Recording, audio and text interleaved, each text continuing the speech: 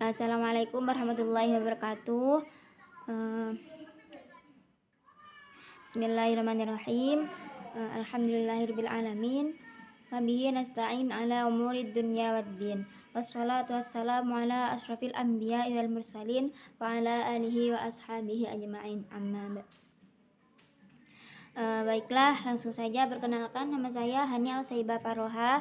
Saya dari kampus IAI Al-Qadiri Jember, dari Fakultas Tarbiyah, Prodi S1 Pendidikan Bahasa Arab.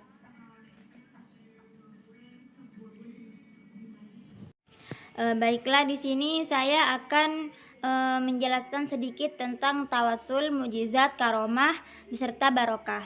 Dalam kehidupan sehari-hari umat Islam, konsep-konsep seperti tawasul, mukjizat, karomah, dan barokah memegang peranan penting dalam memperkuat keimanan serta mempererat hubungan antara manusia dengan Allah Subhanahu wa taala. Tawasul sendiri merajuk pada upaya untuk mendekatkan diri kepada Allah Subhanahu wa taala lewat perantara tertentu. Sedangkan mukjizat dan karomah merupakan tanda-tanda keagungan Allah yang menunjukkan kekuasaannya, yang sangat luar biasa. Di sisi lain, barokah hadir sebagai anugerah dan kebaikan yang diberikan oleh Allah Subhanahu wa taala kepada hambanya sebagai bentuk pengabulan doa dan kerelaannya.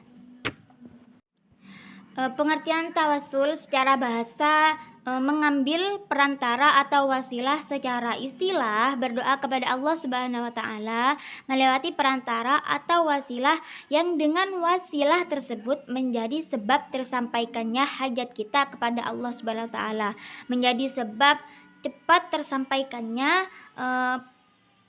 permintaan kita atau hajat-hajat kita kepada Allah Subhanahu wa taala lewat perantara-perantara tertentu.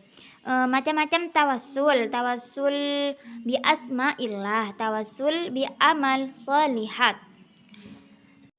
Ada beberapa macam tawasul, diantaranya tawasul bi asma'illah, tawasul bi amal sholihat, tawasul bis sholihin. Tawasul bi asma'illah yaitu tawasul dengan menyebut nama Allah. Sedangkan tawasul bi amal sholihat yaitu tawasul dengan amal baik. Sedangkan tawasul bis sholihin yaitu tawasul dengan perantara. Landasan tasawuf surat Al-Maidah ayat 35 juz 6.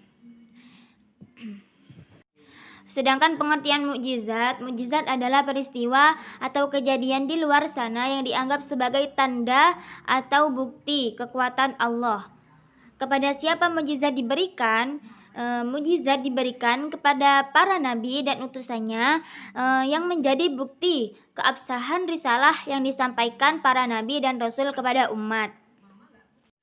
Adapun ciri-ciri mukjizat, yang pertama ada kejadian yang luar biasa, terus berasal dari Allah, tidak dapat dinalar dengan akal sehat, lalu terjadi secara tiba-tiba dan tidak ada unsur kesengajaan, lalu terjadi kepada nabi dan rasul, serta pembuktian kebenaran ajaran Allah Subhanahu wa taala dan sebagai bukti atau sanggahan untuk orang kafir yang mengingkarinya.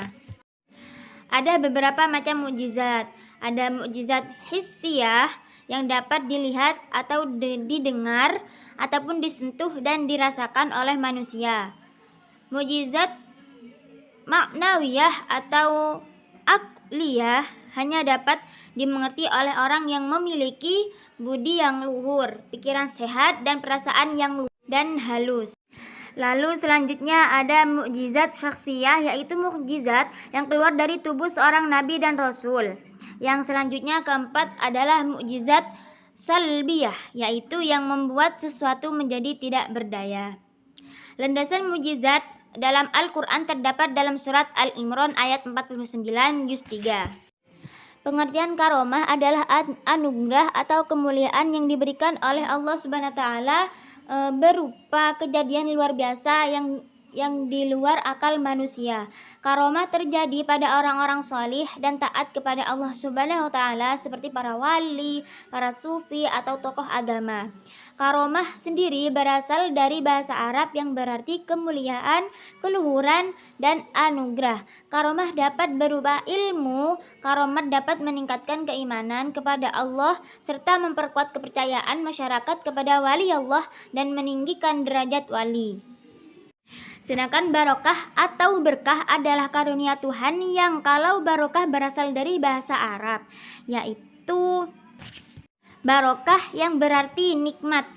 Makna berkah dalam Al-Quran dan hadis adalah langgengnya kebaikan. Adapun beberapa macam barokah, diantaranya adalah barokah dari Allah, barokah dari Al-Quran, dan barokah dari tempat. Barokah tempat diantaranya bisa jadi Masjidil Haram dan Ka'bah. Salah satu beberapa contoh adalah beberapa contoh barokah dari Allah. Yang pertama, merasa nikmat dalam melakukan amal soleh seperti melaksanakan sholat, membaca Al-Quran secara konsisten dalam melaksanakan kebaikan hingga akhir hidupnya, seperti bersedekah. Baiklah, mohon maaf jika ada kesalahan kata. Sekian dari saya. Wassalamualaikum warahmatullahi wabarakatuh.